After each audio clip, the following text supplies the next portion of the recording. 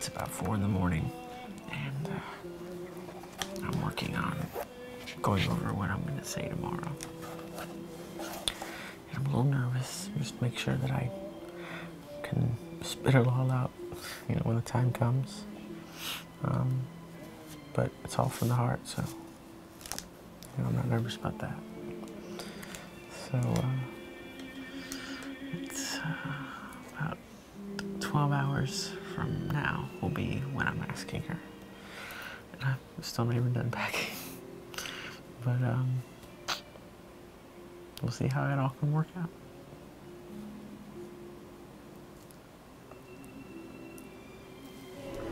So, are you excited? I'm so excited. What are you excited about? I'm excited about getting to see Trinity Church. Trinity Church is the church where my mom and dad were married. It's located in the center of Boston, and it's a gigantic cathedral church. And I remember looking through my mom's wedding album and thinking, oh my gosh, what a gorgeous church, how special that day was. And I couldn't wait to share that with Chris. It just meant so much to me to get to take him there. And my family. Yeah? And showing you. And showing me. Because it's special. I'm excited.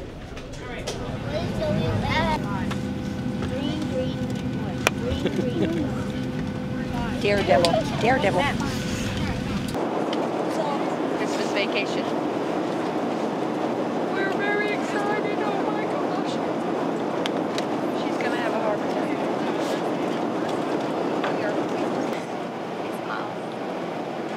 We're almost there. You're excited? I'm excited.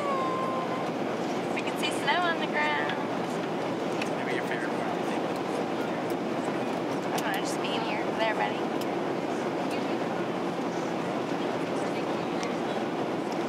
I knew Trinity Church was a big deal to Nicole.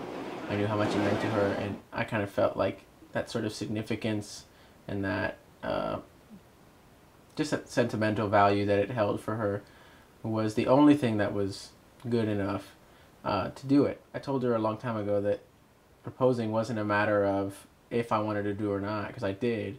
She knew that. But I told her it was a matter of how and when, that it could be years before I find the perfect way of doing it. And that's really what I was looking for. So I ended up getting in touch with Christina, who really started helping me a lot, because I realized that this isn't just the kind of church you can just walk in and just do whatever you want.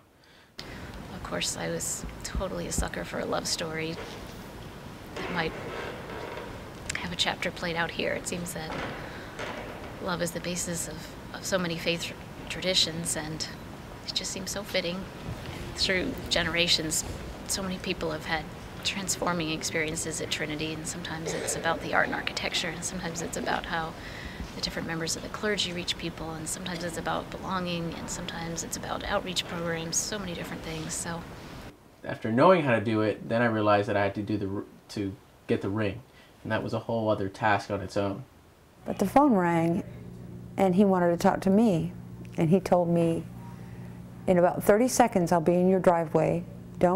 She's going to be mad, and don't freak out, but I need you to come with me. Would you come with me? And I said, sure. And I had to run out of the house and jump in his car, and we went flying to Jared.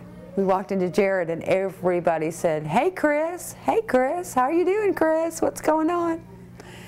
And I was looking at this beautiful case after case after case of rings. And they were so shiny and so gorgeous. And suddenly he said, no, that's not it. No, it's not there. No. And I go up to where he was, and all of a sudden I come across this case, and I mean, it was like, it shined like nothing else I'd ever seen. It was a peerless diamond, which apparently is, I can tell you, is like none other than I've ever seen. And 17 degrees right now. We should have you at the gate in just about 25-30 minutes from now on behalf of your entire plane. We get there, our plane lands. It actually had gone very smoothly up until that point. And then we're delayed about 20 minutes, 25 minutes, because they can't get the jetway connected to the plane because of some ice.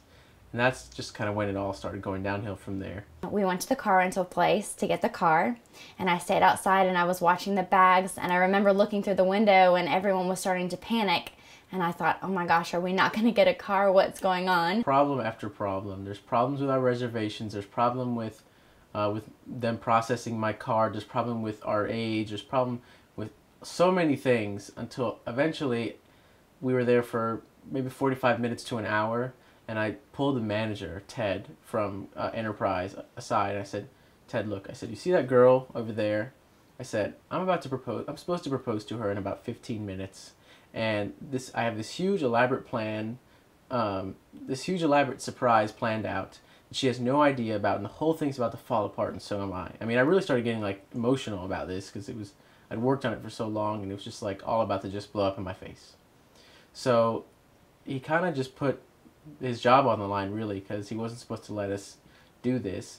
And he just said, look, here, I understand. He said, I'm just going to just take the car, and like next thing you know, all these people are rushing, helping us to get in the car, and just like throwing all our stuff in, and one car didn't fit, and then they got another car and that one fit. All of a sudden, everyone starts to kind of run around. We get shoved in this car and off we went.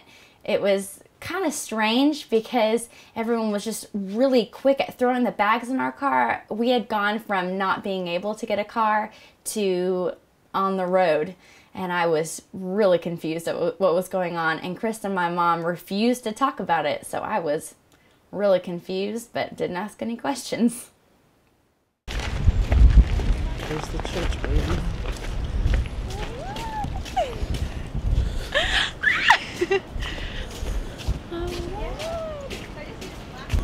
I don't care. It'll totally be worth it. So let's see. We were an hour delayed in getting a car, and we got lost twice. We had to turn around, and now we thought two churches were that one, and Got so excited. I was so excited, only to realize that they were neither. So now, where's this attempt 3? Let's see. Oh.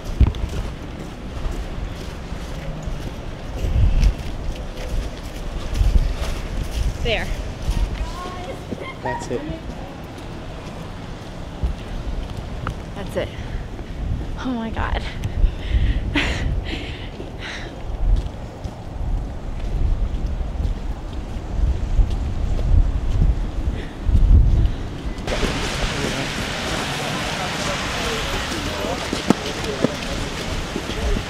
Just crossing the street, and at the street corner there is this like a puddle, and to the side is some snow, and I figured, well, we can just walk on the snow instead of through the puddle. And Chris said, we'll walk right through it. So I said, okay. Of course I had boots on, so I wasn't concerned.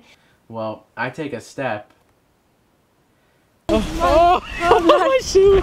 My shoe gets sucked off my foot. Oh, God. Hold this. And the only way to get it back was to stick his foot with only the sock back in the slush to get his shoe.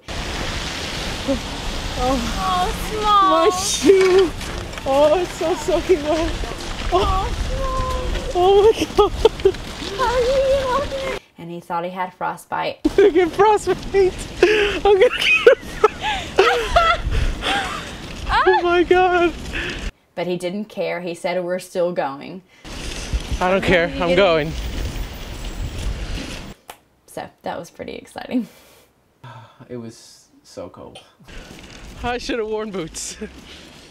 At that point, I couldn't believe like everything I had been tried and tested. I was just like, this isn't a test of my determination and love for this girl. I don't know what it is. I'm sorry, are you okay? It's pretty cold. I'm not gonna lie.